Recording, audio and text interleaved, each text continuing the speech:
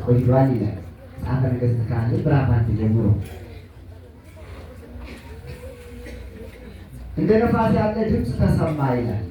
መንፈስ ቅዱስ ሲወርድ ለሐዋርያት ደጅ ጥኑ እንዳላቸው ደጅ ጠኑ። 10 ቀን ደጅ ሲጠኑ ቆዩ። በ10ኛው ቀን መንፈስ ቅዱስ ወረደላቸው በእሳትና በነፋስ አምሳል በራሳቸው ላይ ተቀመጠ።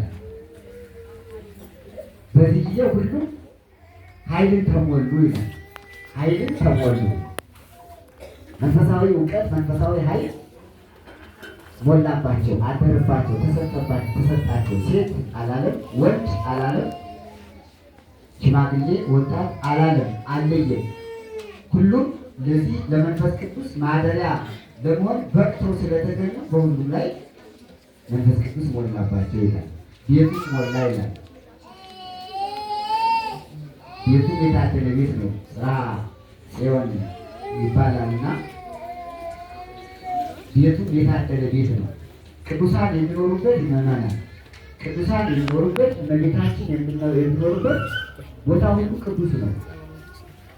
መካን ይቀድሶ ለሰው ሰው ይቀድሶ ለመካን ይላል። ሰው ቦታን ይቀድሰዋል።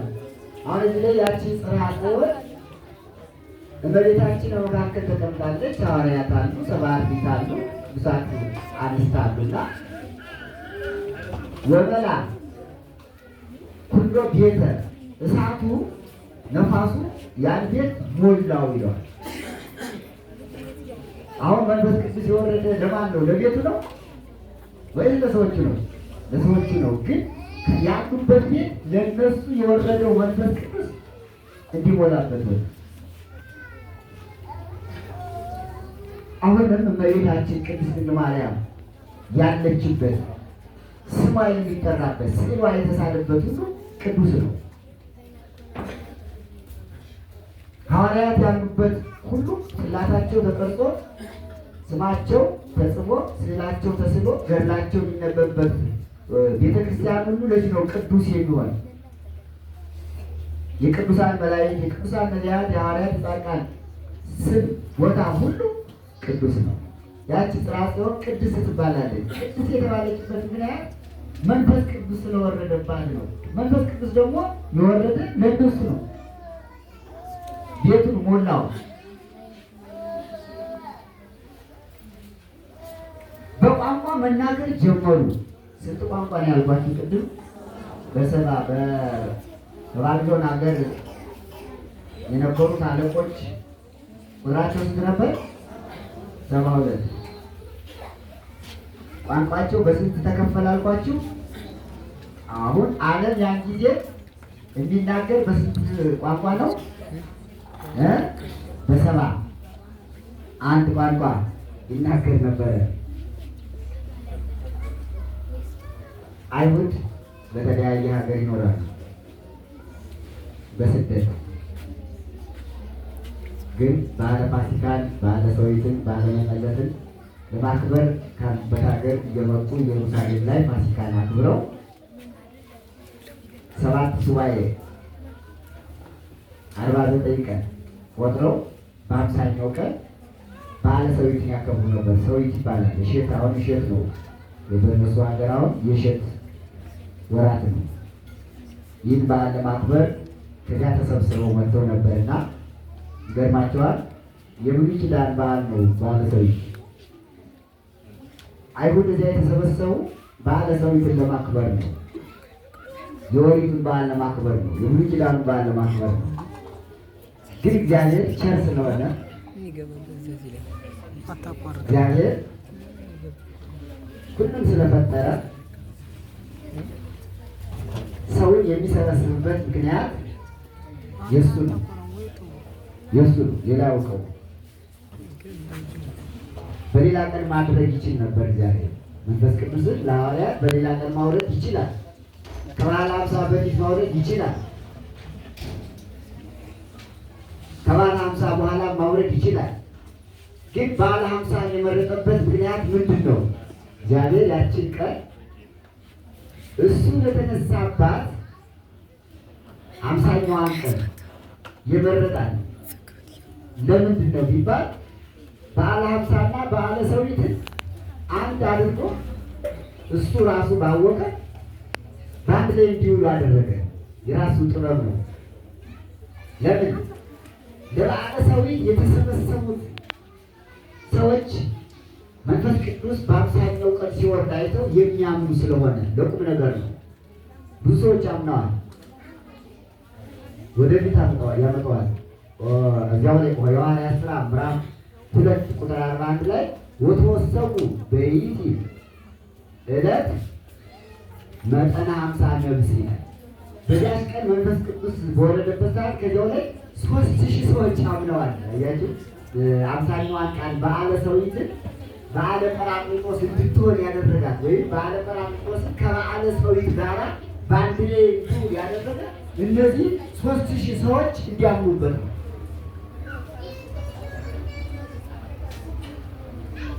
ሐዋርያት ዙረው እንዲያስተምሩ ሁሮ ውስተ ኩሉ አጽናፈ ዓለም ተብለዋል።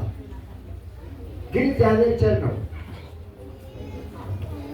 ሂደውም እንዲያስተምሩ እንደገና ደግሞ ሰዎች ከዚያው ተገኝተው ማህበሩ እንዲሰፋ ነው። አሁን ይህ ማህበር እየጨመረ እየሰፋ መጥቷል።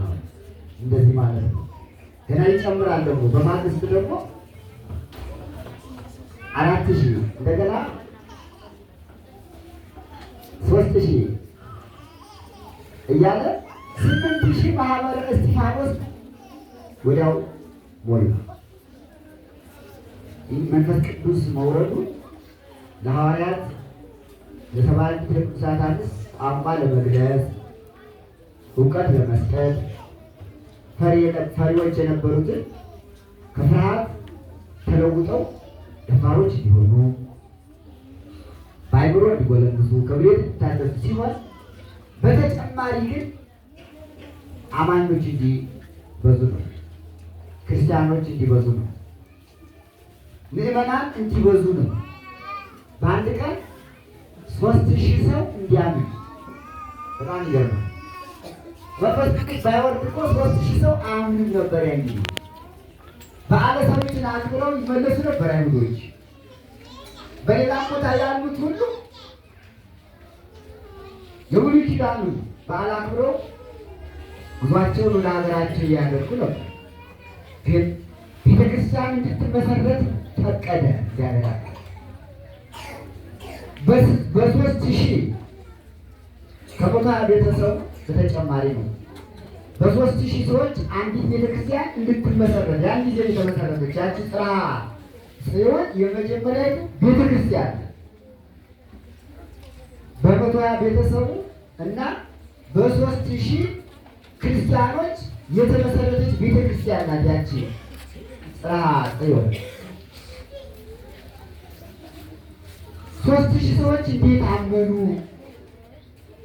በማን ስብከት አመኑ?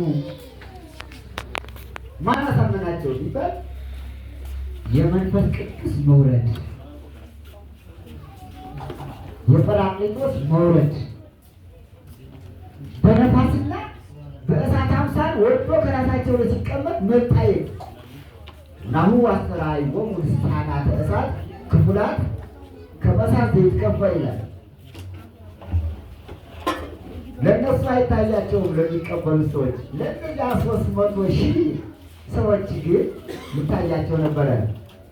ከ12 ሐዋርያት ራስ ላይ መንፈስ ቅዱስ በእሳት አምሳል እንደ እሳት ይዞ ቁጭ ሲል ነፋስ ቤቱን ሲሞላው የማያቃጥል እሳት ሰዎች ላይ ሲቀመጥ ሰዎች በላን ብለው ራሳቸውን ሳይዳስሱ እሳቱም ፀጉራቸውን የራስ ፀጉራቸውን ሳይበላው እዚህ የተቀመጠ ራሳቸው ላይ ነው። ታዲያ እሳት ከራስ ላይ ከተቀመጠ ምን ያደርጋል? አንድ ሰው እሳት ከዚህ ላይ ካረፈበት ምን ይሆናል? ይቃጠላል። ስሙ ማን ይባላል? ከተቃጠለ በኋላ ግጣባ መላጣ። አዎ ምድራዊ እሳት እንዲያ ነው የሚያደርግ። መንፈስ ቅዱስ ግን ይገርማቸዋል። ጴጥሮስ ራሰ በራ ነበር። የሚገርማቸው ጴጥሮስ ራሱ በራ ነበር። መንፈስ ቅዱስ ሲከፈትበት እንዲያውም በራው ጠፋት ይላል። ታደሰ ማለት ይሄ ነው። ከብሉይ ታደሱ፣ በአይምሮ ጎለመሱ፣ አካላቸው ሙሉ በሙሉ ተስተካከለ ይላል። ማነው? የእሳት መንፈስ ቅዱስ ነው። ባጭሩ ይሆናል የእሳት መንፈስ ቅዱስ አያሳምንም? ይሄ ያሳምናል። አሁን እናንተ ብታወጣሉ እነዚህ 3000 ሰዎች እኮ ያመኑ ይህን አይተው እኮ ነው። ማየት እኮ በጣም ትልቅ ነገር ነው። አሁን እኛ እኮ በመናገር ብቻ ብዙ ትምህርት ይሰጣል በየቤተክርስቲያኑ። ወይ ፍንክች ልባችን በቃ አለት ታውቃላችሁ በያ ፍንክች። ግን አሁን እዚህ ላይ ዚያናዚ ወቅ ቢል በቃ በአንድ ቀን የጎንደር ሰው ይመጣና አዳራሹ እሳት ወርዶ መንፈስ ቅዱስ ሲባል እንዳለ የጎንደር እስላም አምኖ ያድራል ያድር። ይሄ እኮ ነው ዛሬ እኮ ዓለም የሚያየው ነገር አጣ። የሚሰማው ብቻ ሆነ። ስብከቱ መስማት አይደለ፣ ሰባኪው ማሰማት፣ ተሰባኪው መስማት ነው። እና የሚታይ ነገር ስለሌለ ሰምቶ ማፍሰስ፣ በዚህ መስሎ በዚህ ማፍሰስ ያው ዝም ብሎ መር ነው። እሱ ያውቃል እንግዲህ አንድ ቀን ያመጣዋል። ኤልያስ ሌሎች ይመጣል ታምራት ይዘው የሚመጡበት ጊዜ አለ። ያን ጊዜ ሁሉ ያምናል ይላል እና ያ8,000 ሕዝብ እንዲሁ በቀላሉ ያመነ እንዳይመስላችሁ። እሳት አይቶ ነው ያመነ። ከእያንዳንዱ ራስ ላይ እናንተ ላይ እናቶቻችን ቅዱሳት አሉ። እነሱ ይጨምራችሁ፣ ከእነሱ ጋር ይፈራችሁ። ከእነሱ ላይ መቶ ቁጭ ሲል መንፈስ ቅዱስ በሳት ሴቶቹ አዩና እኔም አብረው ጠጋ ወደዚያ እንደሆኑ ቦታ ነበራቸው። ያጎራ ያሳመነው መድኃኒዓለም ክርስቶስ። ወንዶች ደግሞ ሲያዩ አብረው አላስጠጉኝ። አሁን ማን ነው ያለው? ስብከት የእግዚአብሔር ስብከት ነው። ይሄ እግዚአብሔር የራሱ ስብከት ነው። እኔ ብቻ አይደለም ያሳምናቸው። ናሁ ሰምዖሙ ይነብቡ በነገረ ሁሉ በሐወርቲነ ነቢያቲሁ እግዚአብሔር። በየሀገራችን ቋንቋ የእግዚአብሔርን ቸርነት ሲናገሩ እንሰማቸዋለን እያሉ የሀገሩ ቋንቋ ነው ደግሞ ያሳመነው። ይገርማቸዋል። የሀገሩ ቋንቋ እንዘ ፍጥረትነ አርቴ ወሜት ወኢላሜቴ የፋርስ ሰዎች፣ የሜዶን ሰዎች፣ የቀርጤስ ሰዎች፣ የልብያ ሰዎች ስንሆን በየቋንቋችን ሲናገሩ እንሰማቸዋለን። ደግሞ የሚናገሩት የእግዚአብሔር ቸርነት ነው። ምን እያሉ ነበር የሚያመሰግኑ? እግዚአብሔር አምላክነቱን። አምላክ ወልደ አምላክ ከሰማይ ወረደ፣ ከሰማየ ሰማያት ወረደ፣ ከቅድስት ድንግል ማርያም ተወለደ፣ ተሰቀለ፣ ሞተ፣ ተነሳ፣ አረገ እያሉ እሱ ብሏቸዋል። አንትሙ ትከውኑኒ ሰማዕትየ፣ እናንተ ለእኔ ትመሰክራላችሁ። መንፈስ ቅዱስ ሲወርድላችሁ ያን ጊዜ ለእኔ ትመሰክራላችሁ ብሏቸው ነበርና መንፈስ ቅዱስ ሲወርድ መሰከሩ፣ ምስክርነት ጀመሩ። ወረደ፣ ተወለደ። ይሄ ነው። አሁን ሰምዖሙ ይነብቡ በነገረ ሁሉ በሐወርቲነ ነቢያቲሁ ለእግዚአብሔር። የእግዚአብሔር ቸርነቱን ከሰማይ ሰማያት መውረዱን ከድንግል ማርያም መወለዱን ለሰው ሲል መሰቀሉን፣ መገረፉን፣ መሞቱን፣ መነሳቱን፣ ማረጉን ቸርነቱ ይሄ ነው። የእግዚአብሔር ቸርነቱን የእግዚአብሔር ጌትነቱን ሲናገሩ እንሰማቸዋለን በየቋንቋችን እያሉ ጠጋ አሏቸው። የሀገሩ ቋንቋ ሲናገር የሚሰማ ሰው በሩቅ ሀገር ሄዶ እጅግ ደስተኛ እንደሆነ የሚያውቁት ያውቁታል።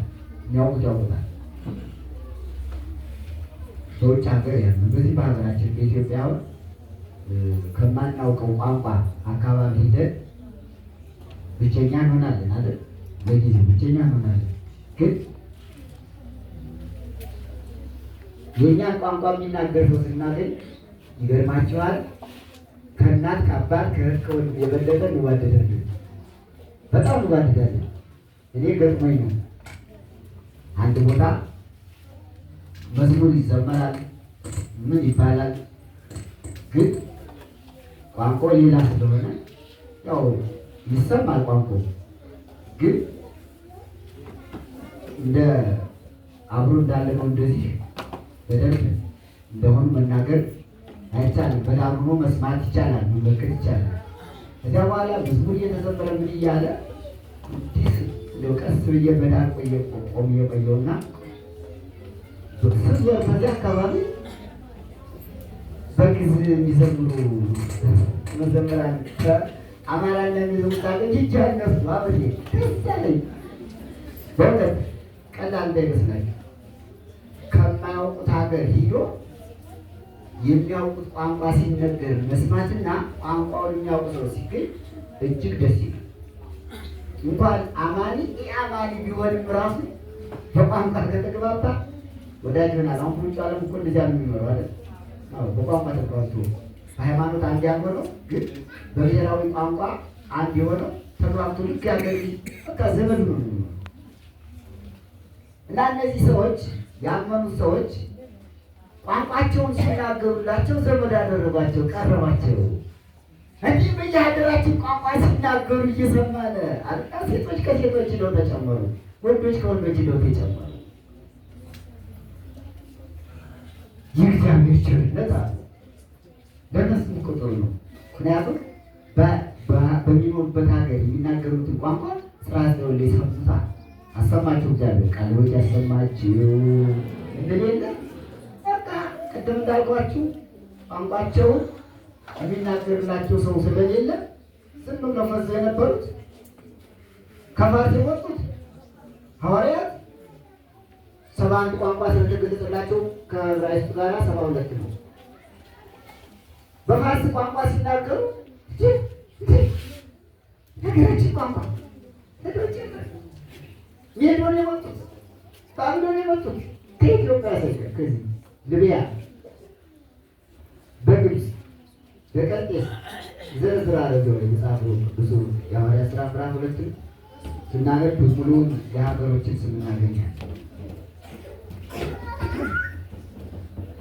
ሁሉ ነፍስ ይሴብሖ ትምህርታችን ርዕስ ፍጥረት ሁሉ እግዚአብሔርን ያመሰግናል። ይኸው እንግዲህ እግዚአብሔርን እዚያ የተሰበሰበ ሰው ሁሉ ያመሰግናል በየቋንቋው። ከዚያ በኋላ ይህ ቋንቋ ሲነገር ልባቸው ተነካና ዋንከሩ ደንገጡ፣ ዋንከሩ የፍርሃት ድንጋጤ ደነገጡ፣ አደነቁ። የዋሆች ደጋጎች ከሩቅ ሀገር የመጡት በጣም ደነቃቸው፣ እግዚአብሔርን አመሰገኑ። ከዚህ አካባቢ ያሉት ደግሞ መቼም የአካባቢ ሰው ስም ማውጣት ያውቃል አይደለ?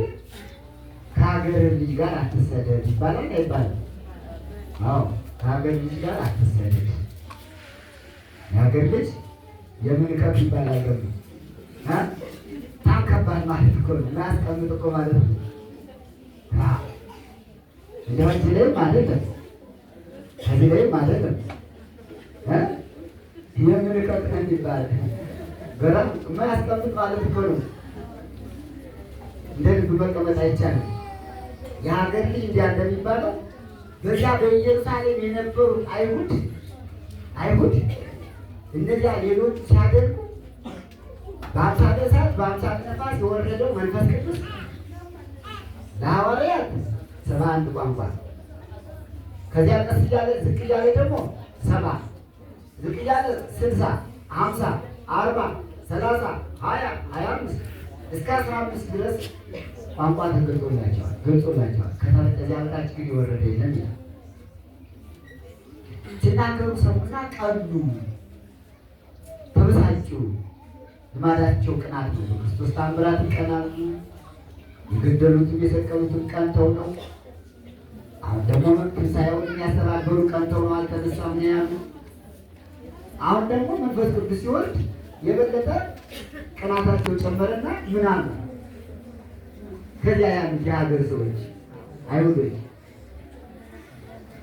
እንሰስ አይፈጸሙ ወሰክሩ። እነዚህ ሰዎች እኮ ሚስተሪ ጠጥተው ሰክረው ነው የሚጮሁ የሚለፈልፉ አሉ። ለዚህ ነው የሀገር ልጅ የምልክት ያለ አብራት ትሰድ ማለት ከነጠቅመስ ጋር አብረው የነበሩ ከነባንስ ጋር አብረው የነበሩ ሰቃላ አይሁድ ከዚያ ስለነበሩ የመንፈስ ቅዱስን ስጦታ መንፈስ ቅዱስን ሀብት ውስጥ ይጫሉት አይገርምም? ቅናት እኮ ነው፣ ቅንነት እኮ ነው። ሰው በልቡ ቅናት ካደረበት ማር ቢያገሱት በምን ታል ይመለሳል? ቢያበሉት ቢያጠጡት ይመለሳል? እንደ ቅናት ያለኩ ዋላ የለም ማለት እንደ ቅናት ያለ ሰውን ከእግዚአብሔር የሚለይ ታላቅ ኃጢአት የለም። እንደ ቅናት ያለ እንደ ፍቅር ያለ ደግሞ ከሁሉ በላይ ሰውን ከእግዚአብሔር የሚያገናኝ የለም አይደል? ትህትና ፍቅር ቅናትን ከልባችን ያስቀድም ያስወጣልን። እኛም እናስወጣው ብቻ አስወጣልን እያልን ብለን እግዚአብሔርን ዘበኛ አድርገን ስወጣልን። ይሄ አንዳንድ ጊዜያውን ብዙ ሰው ይናርቅልን ይናስወጣልን እግዚአብሔርን ዘበኛ እንደቀጠረ አድርጎ አስወጣልን። እንግዲህ ዘበኛ ማስወጣል ይባላል። አሁን እንጂ እናስወጣልን እያልን እኛን ማስወጣት አለብን እንጂ አንችልም። እንችላለን። አሁን ዛሬ ቅናትን ማራቅ እንችላለን? አንችልም አይደል? አሁን ቅናት ውጣ ብለን ማስወጣት አንችልም። ሐምሌ ያለ የሚቀመጥ ሐምሌ ነው። ቅናት ሐምሌ የሚቀመጥ አታውቁትም? አትቀኑም? ቀንታችሁ አታውቁም? ታውቃላችሁ አይደል? ሐምሌ ያለ ሄድኛ ከአይን ላይ ስናይ ጥሩ ለብሳ አጊጣ የጊቻ እንደሆን ያምሩብኛል ተብሎ ቅናት ስለሌላት ወንዱ ደግሞ ተደርሷል። ይሄ የዓይንና የአፍ ቅናት ይባላል። በዓይናችን የምንቀናውን ቅናት በአፋችን እናረጋግጠዋለን። በዓይናችን አይተን ከቀናን በኋላ በአፋችን ደግሞ ያን ሰው እንሰድባለን፣ እንሰድባታለን።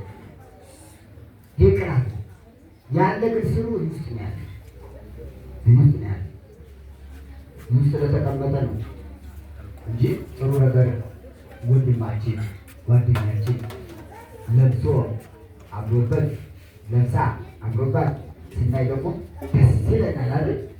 ደስ ነው የሚላቸው አይደል? ነው ይከፋቸዋል። የሚከፋው ካለ ቅናተኛ ማለት ይሄ በትዳር መቅናት፣ በስራ መቅናት፣ በሀብት መቅናት ይህ በምን ታምር አይጠቅምም፣ አይጠቅምም። ደስ ሊለን ይገባል።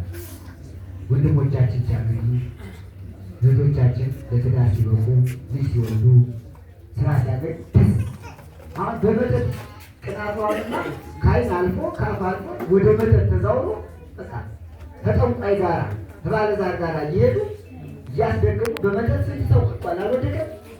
ቅናት ማለት ያለ አሁን እዚህ መካከል ያስደረገ ይኖራል።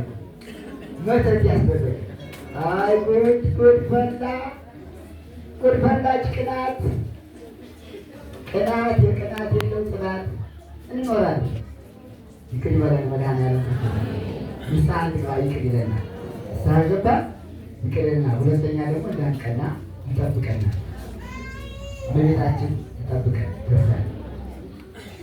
አይሁድ የቅናታቸው ቅናት የሚገርማችሁ ነገር እዚህ ላይ ቅናትን ያነሰው እኛ መቅናት ነፃ እንሆን ብዬ ነው። እኛም ነፃ ካልሆነ እንደ አይሁድ እንሆናለን። ክፉን ነገር በጎ እናስመስለዋለን። አንዴ ሆሙ ለይዘይልዎ ለእኩይ ሰናይ ወለሰናይ እኩይ ክፉን መልካም ነው፣ መልካሙ ክፉ ነው ለሚሉ ሰዎች ወዮላቸው። ብርሃን ጽልመተ ወለጽልመት ብርሃን ጨለማውን ብርሃን ብርሃኑን ጨለማ ለሚሉ ለይለይልዎ ለጥዑም መሪረ ወለመሪር ጥዑመ ጣፋጩን መራራ መራራውን ጣፋጭ ለሚሉ ወዮላቸው ይላል ትንቢተ ኢሳይያስ ምዕራፍ 5 ላይ ተጽፏል። ነቢዩ ኢሳይያስ አሁን አይሁድ ጣፋጩን መራራ አሉት። የሚናገሩትን ቋንቋ የሚጣፍጠውን በመንፈስ ቅዱስ የሚናገሩትን ነገር ምን አደረጉት? ውስጥ ጠጅ አሉና ጥሩ ጠጅም ባሉት ሳይፈጠሩ ውስጥ ጠጅ ጠጥተው ሰክረው ነው አሉ። ሰካራ አሉ። አይበቀልለት ሰው አልበቃቸው ብሎ ደግሞ ወደ እግዚአብሔር ገብተው ሀብተ መንፈስ ቅዱስን ጸጋ መንፈስ ቅዱስን ምን አሉት? ጉሽ ጠጅ ሐዋርያትን ሰካራዎች ሰክሮኮሎ ጴጥሮስ ሽማግሌ ሰክሮ እየጮኸ ይሉታል። ገርማል እኮ ስም ማውጣት ያውቃል አይደል? ስም ማውጣት ዓለም ያውቃል። አሁን ጎረቤት አንተ ነው ጴጥሮስ የቆመ ወቆም ጴጥሮስ ማይከለ አዊሁ ወንድሞች መካከል ተነሳ። የቀድሞ ጴጥሮስ አይደለም፣ ተለውጧል። እዚህ ላይ እሳት ተሸክሟል። እሳት ይፈራል አይፈራም? እሳት እዚህ ቤት ተቀጣጠለ እንደሆነ ወጥቶ እየጠረገው ነው የሚሄድ። እንትን ካልመጣ እሳት አደጋ ካልመጣ ይፈራል። እሳት አይፈራም፣ ማቃጠል ነው። ጴጥሮስም ያን ፍርሃት ያቺ ከሊቀ ካህናቱ ግቢ የነበረችው አንዲት ብላቴና አንተ ከናዝሬቱ ከኢየሱስ ጋር ትናንትና ነበርክ አይደል ስለው ኧረ የምትይውን አላውቀውም ብሎ ነበር አይደል? ከዚህ 50 ቀን በፊት እኮ ነው። ኧረ ብለህ ሐሙስ ማታ እንዲያለ ተለወጠና በ50ኛው ቀን ምን አለ? ተነሳ ቆመ። አሁን የመንፈስ ቅዱስ ማደሪያ የሆነ ሰው ሁሉ ፈሪ እንዳልሆነ እንማማራለን። ይመናል ያፈሪ ጴጥሮስ አንዲት ብላቴና ያስካደችው ጴጥሮስ መንፈስ ቅዱስን ሲቀበል መንፈስ ቅዱስ ያለበት ምን ሆነ? ፈሪ የነበረው ምን ሆነ? ደፋር ሆነ። ተነሳ ቆመ። ቆመ ማይከሮ ተነስቶ መካከል ቆመ። ጸጥ በል አለው። ጸጥ በል እስካሁን ስትጫወት በይኖርሃል ፈሪ ሁኛለህ። የምሴት ሐሙስ ፈሪው የዛሬ ተለውጬልሃለሁ። ጸጥ በል ውሸታም አውቃለሁ። የሀገሬ ሕዝብ አውቃለሁ። የመንደሬ ሰው ቅናትክን አውቃለሁ። ውሸታም ስም ማውጣት ታውቃለህ። ማሽሟጠጥ ታውቃለህ።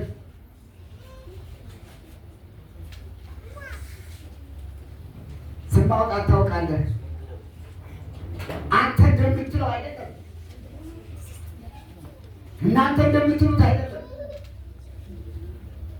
አኮ በከመ አንትሙ ትትዔዘብዎሙ እለ ትብሉ አይፈ ጸግቡ ወሰክሩ። ውስጠት ጠጥተዋል፣ ጠጥተው የሆነ ያልሆነውን ይቀባጥራሉ እንደምትሏቸው አይደሉም።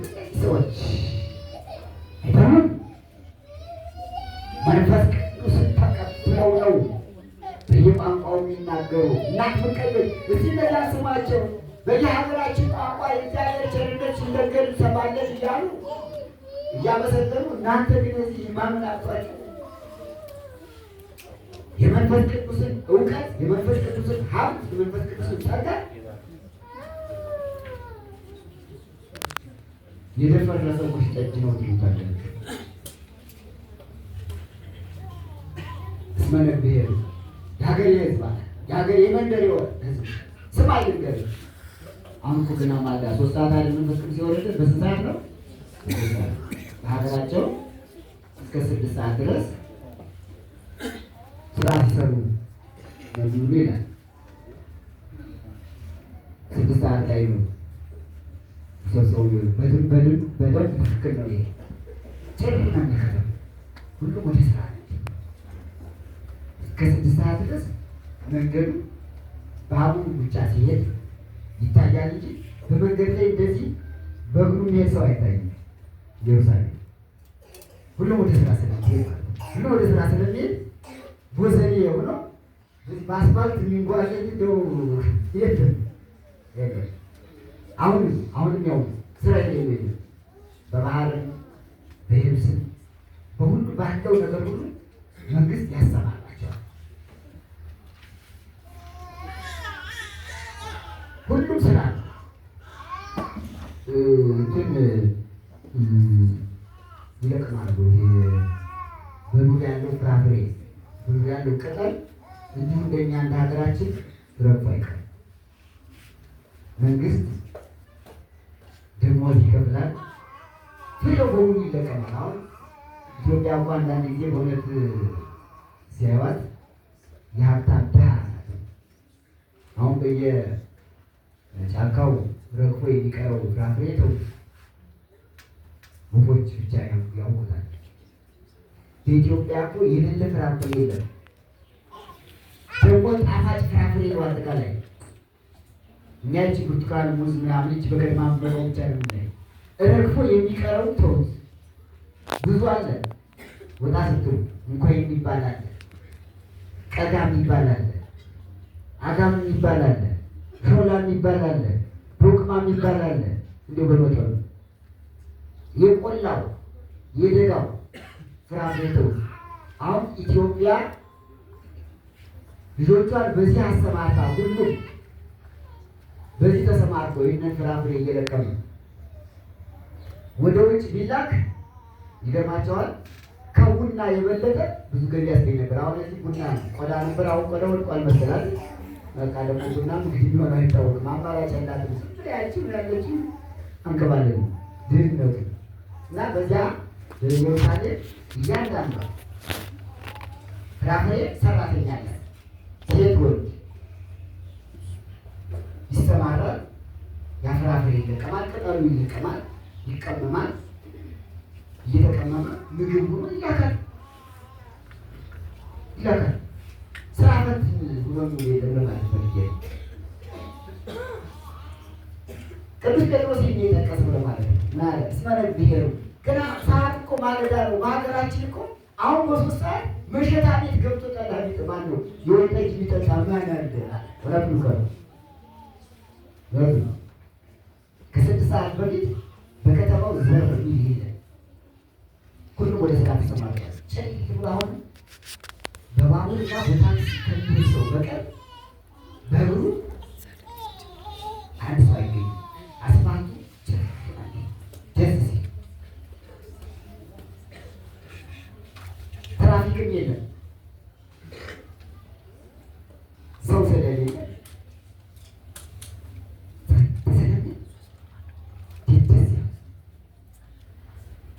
እና በሀገራችን እኮ አሁን ሶስት ሰዓት መጠጥ የሚጠጣበት አይደለም። ጠጥተው ሰክረዋል የምትሏቸው ያለ ሰዓቱ ከምን ተነስታችሁ ነው?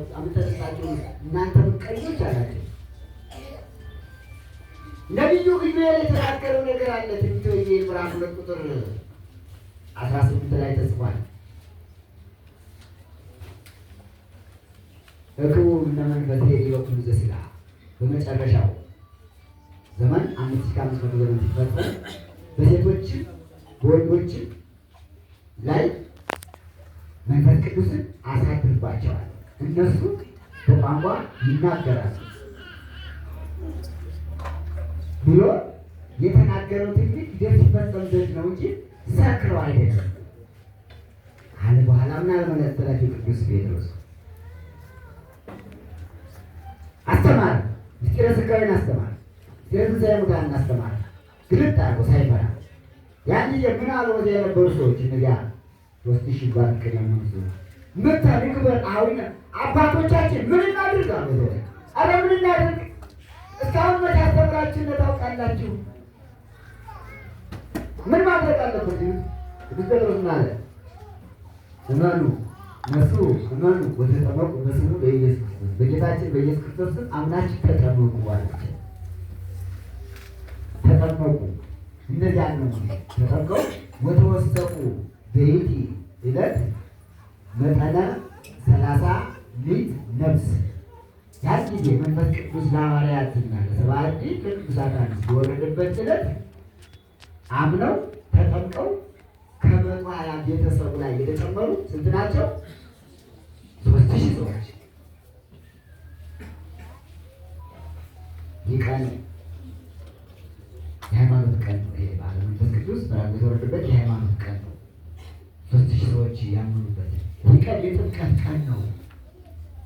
ቤተክርስቲያናችን ታላቅ ክብር ትሰጠዋለች። ይባ ያለበው ለምን የጥምቀት ቀን ነው።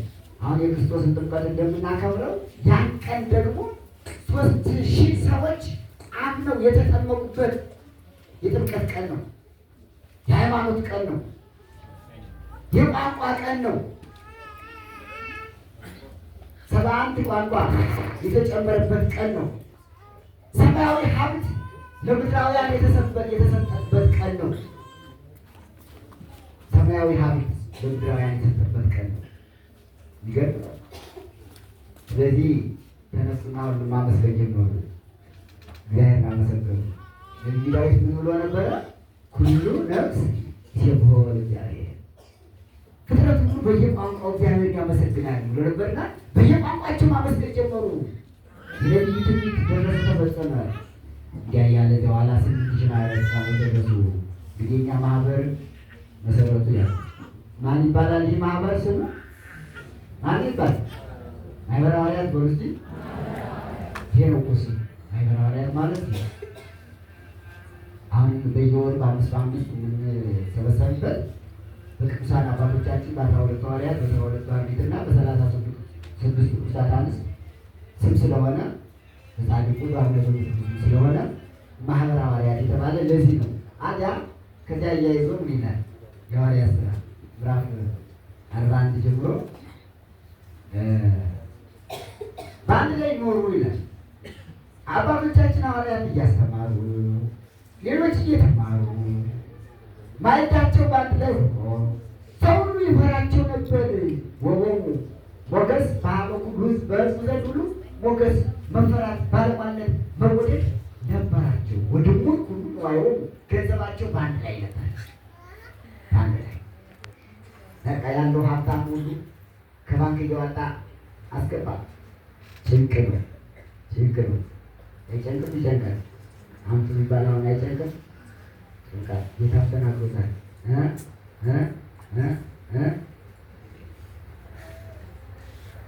ባለጸጋ ሰጥቶ መጥቶ መንግሥተ ሰማያት ከሚገባ ገበል በመርፌ ቀዳዳ ይቀላል። ጭንቅ ማለት ነው። እሱ ምን ያለው ንጹህ ግን አይጨነቀንም። ክርስቲያኖች ከተው ነው ያለ በምናኔ ብቻ አይደለም ይተው በመስጠት ይተዋል። ቅድም ብሎ ጽዋት በመስጠት መንግሥተ ሰማያት የሚናለም አልፎ ያኛውና ያልሆነ ዓለም ለመውረስ መስጠት እና እነሱ ሁሉም ገንዘባቸውን እያመጡ በአንድ ላይ ነበረ። ማዕዳቸው በአንድ ላይ ነበረ። 8,000 ማህበር ሲባሉ 8,000 ወይሴሰዩ ሲሳዮሙ በትምክህት ወበየዋህ ደስ እያላቸው በቅንነት ምግባቸውን ይመገቡ ነበር ይላል። ያላቸው ሳይሞኩ የሌለው ሳይ የሌላቸው ደግሞ ሳይሰቀሙ ወይሴሰዩ ሲሳዮሙ በትምክህት ወበየዋህ በቅንነት ደስ ብሏቸው መኩራት የሌለበት በአንድ ላይ ገንዘቡን ያወጡ ነበር። ምጽዋት እንዴት የሚያስፈልገው ስለሚያስፈልገው እንዴት ያስፈልጋል ሊሰጡ ነበር። እንዲህ አድርገው እግዚአብሔር ቸርነት እየመሰከሩ ነው። የአንድነትን ማህበር ጉባኤ የተጀመረ ያን ጊዜ ነው። አሁን በገዳሞቻችን በቅርቡ የምናውቀው አለባን አለባሴ ለመዳባ ሌሎች በኢትዮጵያ ገዳማት የአንድነታት የሚባል ያን ጊዜ የተጀመረ በጣም ቅዱሳዊ ነው። ሐዋርያት ሥራ ምዕራፍ 2 ይህ ሁሉ ያስተምራል። መንፈስ ቅዱስ መውረድ ይህ ሁሉ ያስተምራል። መንፈስ ቅዱስ ስላደረባቸው አንድ ልብ ሆኑ። ስስት ጠፋ። መንፈስ ቅዱስ ስላደረባቸው ስስት ራቀላቸው። መንፈስ ቅዱስ ስላደረባቸው ቅናት ጠፋላቸው፣ ምቀኝነት ጠፋላቸው። ባለጠጎች ሀብታሞች ፍቅር ነው አይጠፋላቸው። አምጥተው ገንዘባቸውን መስጠት። ሁለት ሰዎች ተገኝተው ትንሽ ሐናንያና ሰጲራ የሚባሉ ሁለት ባለስልጣኖች ደግሞ እንደ ሁሉ አይቀረኛሉና ከማህበሩ ገባናል። ይህ ልጅ ጨርሳል። ባጭር ነው። ከማህበሩ ገቡ። ለካ ገንዘባቸውን ከፍለው አስቀርተዋል። ሁሉም አይቀረኝ ነው። ምናልባት ይህ ማህበር እኮ የፈረሰ እንደሆነ ነገር ትንሽ ገንዘብ ያስፈልጋል አሉና ከፍለው አስቀምጡ። ከፍለው አመጡ። አምጥተው ከሐዋርያት ሥራ አስቀምጡ። ቅዱስ ጴጥሮስ በመንፈስ ቅዱስ ተገልጾለት መንፈስ ቅዱስ ተቀብሎ የለ ከዚያ በኋላ በቃ የሚሰወር የለም። ሁሉን ያውቃል። ሳያይ ዝም ብሎ ይታወቀዋል፣ ይገለጥለታል። መንፈስ ቅዱስ ከሳቲ ማለት ነው። እንደውም ጰራቅሊጦስ ማለት አንዱ ስሙ ከሳቲ ማለት ነው። ከሳቲ ማለት ገላጭ ማለት ነው። የተሰወረውን ሁሉ የሚገልጥ ማለት ነው። ያን ከሳቲ ሁሉ የሚገልጠውን መንፈስ ቅዱስ ስለተቀበለ ሐናንያና ሰጲራ ከፍለው ያስቀሩትን ገንዘብ ቅዱስ ጴጥሮስ አወቀው። ማን ነግሮት ነው? እስከ ሳቲ ተከተተ ሐናንያ ያለው ተርፋሪ እርሻችሁን በዚህ ያህል ነው የሸጣችሁ? አዎ። በተለይ አንድ ነገር ተናገረ። ለምን ታስቡ ለመንፈስ ቅዱስ መንፈስ ቅዱስን ለምን ነው የምትዋሸው? እኔን እኮ አይደለም የምትዋሽ፣ እኔ ላይ ያለ የተቀመጠውን መንፈስ ቅዱስ በእኔ ያደረው መንፈስ ቅዱስ እየዋሸኸው እኮ ነው። ለምን ትዋሸዋለህ አለ። እውነት ተናገር አለ። እውነት ነው። አዎ ጥሩ። ያንተ ሐሰት ያንተ እውነት ከሆነ ያንተ ለአንተ እውነት የመሰለ ደግሞ በመንፈስ ቅዱስ ሐሰት ስለሆነ ስለዋሸ ዛሬ ትሞታለህ። ወደ ፍግም አግዙ ማን የገደለው ገደለው ነው መሰለ ላይ እንዳትመስሉ። አንዳንዶች ይላሉ ይችን ቃል ሐዋርያት ሥራ ምዕራፍ 5 ላይ የሐዋርያት ሲሆን ነፍሰ ገዳዮች አይደሉም። ጴጥሮስ ሐናንያና ሰጲራ ገድለው ይላል። አላልክልም ማን የገደለው? ውሸት ውሸት ይህን ያህል ውሸት ሁሉ አምጥቶ እዚያ ላይ ሲዋሽ ማን ገደለው? ለእሱ ውሸት ከእውነት የራቀ ስለሆነ ሐሰት ያጠፋል ያጠፋል። ከእውነትና ከሐሰት ማን ይበልጣል? የማታ ማታ ምን ይረታል? የማታ ማታ እውነት ይረታ አይደለ? እውነት ረታች። ጴጥሮስ ስለሚያውቅ ይህን ያህል አልሸጥክም ይህን ያህል ነው ሸጥክ ብሎ እውነት ተናገራለ። የጴጥሮስ እውነት የሐናንያን ውሸት ረታው። ማና ማን የተረታቱ? እውነትና ውሸት። ሐናንያ ምንድን ያለ ይዞ የመጣ ውሸት፣ ጴጥሮስ ምን ይዞ ነው የቆየ? እውነት። የጴጥሮስ እውነት የሐናንያን ውሸት ረታና ማን ሞተ በመካከል? ያ ውሸታም አንዳንድ ወርሳለ ውሸታም ይሞታል። ውሸታም ይሞታል። ዛሬ የነበረ ለጀርበት እንጂ ውሸታችንማ እንቺ ማየት ከያዘ ጀምሮ ታውቁ የለ እዛው ያልዋሸ ይገኛል ነው። ሁላችንም እናንተ ብቻ ሁላችንም የማይዋሽ የለም በዚህ ዓለም ብቻ ይቅር ይበላል። ግን አንዳንድ ጊዜ ውሸት ደግሞ ሲበዛ እውነት እየመሰለና ከምረን እንደ ሐናንያ አንድ ቀን እንዳንሞት ይቅር አለ። እውነት ይቅርብና አለ። ውሸት ይቅርብና በሉ እስኪ ውሸት ይቅርብና። ውሸት ያጠፋል፣ ሐሰት ይጎዳል። እንዳንጎዳ እሱ ወደዚያ ሲሄድ ወደ መቃብር ደግሞ ሚስቱ መጣች። ቅድም የወንዱ ነው ሰምታችሁ የወንዶች ማን የሞተ? ሐናንያ ምን አድርጎ እንዳልዋሽ። አዎ ወደ ሴቶች ደግሞ ስሙ ማን ትባል? ሚስቱ ማን ትባላለች? ሰጲራ በሉ እስኪ ስማን ያሉ ሰጲራ በሉ። ውሸታም ናት። እሺ ከዋሸ ነው ሰጲራ ነው ያለ። ስሟማ ጥሩ ነው። ሰጲራ ማለት ሽቱ ማለት ነው። ስሟ እኮ ጥሩ ነበር፣ ሳትጠቀሙበት ቀርታ ነው እንጂ ሰጲራ ማለት ሽቱ በጣም ባዛ ያለው ሽቱ ነበረ። እሷ ለወጠችው መጣች። ተባካክረዋል። ሰጲራ መሬቱን በምን ያህል የሸጣችሁት? እንደባሏ ይህን ያህል አዳ አንቺ ነሽ ሁለታችሁ ማለት አይባልና ሚስት የእሱ አባል እውነተኛ ነበር። ሁለቱም አንዱ ይዛር ያለ በውሸት አንዱ ነው። አሁን ባልሽ የወሰኑት ወጣቶች ወስዱሻል ሲላት ችግር መጉስ ወስዶ ገርማት አንድ ቀን ተቀበሉ። ስለዋሹ እኮ ነው ማህበሩ ገብቶ ማለት ነው። ባይዋሹ ጥሩ ነበር። ታምር ነው እና በሐዋርያት እጅ በሐዋርያት ስልጣን ታምር ይደረግ ነበር ይላል። ይሁላችሁ ድዊ ፈወሱ፣ ጋኔን አወጡ፣ ለምጽ አነሱ፣ ሙት አስነሱ። ይሄ ደጉ ታምር ለበጎዎቹ የተደረገ ታምር ደግሞ ለሐናንያና ለሰጲራ ደግሞ የሞት ታምር አያችሁ። የሞት ታምር ሁለት አይነት ነው። ለበጎዎቹ ቢደረግ ቅድም እንዳልኩት ድንቅ የሆነ ታምራት ግብረ ታምራት ሞክራል። ደግሞ በክፎቹ በነፋስ ይሰጥሏቸዋል። ክፎቹ እንዲህ ኃይለ ቃል ያወግዟቸዋል፣ ያጠፏቸዋል።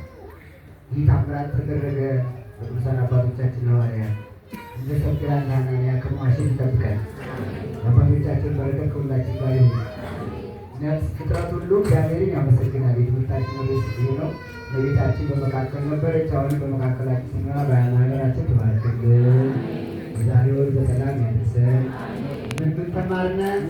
ቋንቋ ከየት ወደ የት እንደመጣ በአዳምና በሔዋን ኃጢአት ምክንያት የሰውም የእንስሳት የአራዊት ቋንቋ እንደተለያየ፣ በኋላ ደግሞ በሰባ ሰናወት ምክንያት ቋንቋው 71 ቋንቋ እንደደረሰ እንደተበከለ ይታል። በኃጢአት ምክንያት በመላ ሐዋርያት የ71 ዘመንስ በመቶያ ቤተሰቡ ደግሞ ቋንቋ 71 ቋንቋ ተገዝቶ የሀገራቸው የዕብራይስጥ ቋንቋ ሲጨመር 72 ቋንቋ ተገለጸ። እግዚአብሔር አመሰገኑ። አይሁድ ምቀኝነት አድሮባቸው መንፈስ ቅዱስን ነቀፉ። ሐዋርያት ቅዱስ ጴጥሮስ ሌሎችም እግዚአብሔርን አመስግነው ኃይል አገኙ። ለእኛም ኃይሉን ያሳድርብን፣ በረከቱን ያሳድርብን።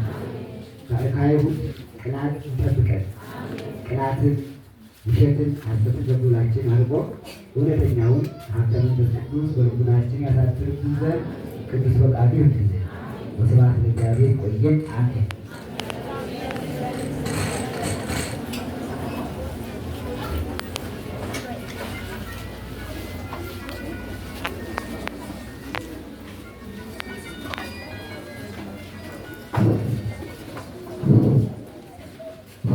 በቅድሚያ በመምህራችን ራዲዮ ካስተማረ